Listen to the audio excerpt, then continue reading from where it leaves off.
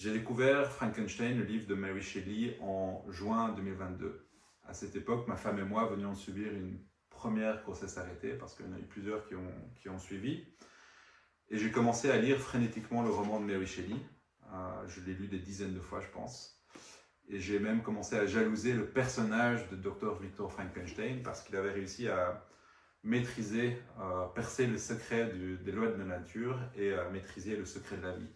Le docteur Victor Frankenstein a tenu un carnet de ses expériences et inconsciemment, j'ai commencé à faire de même.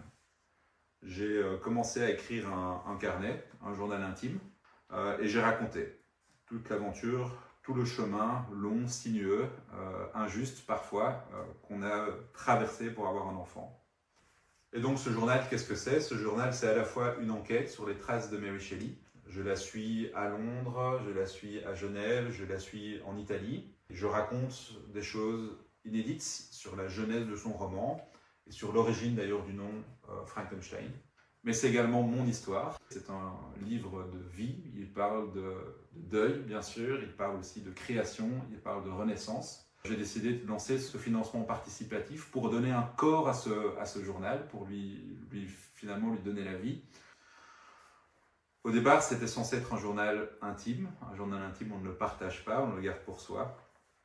Et puis après en avoir discuté longuement avec ma femme, on s'est dit que ça valait la peine de le rendre public, de le publier.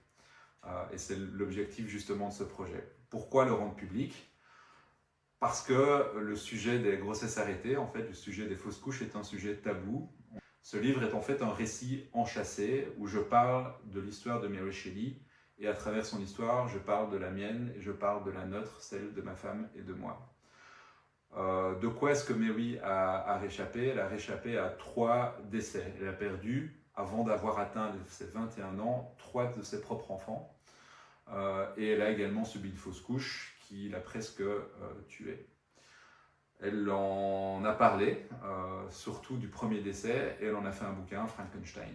Finalement, Frankenstein est son roman cathartique, sa manière à elle de dire qu'elle est capable de maîtriser les secrets de la nature et de créer la vie.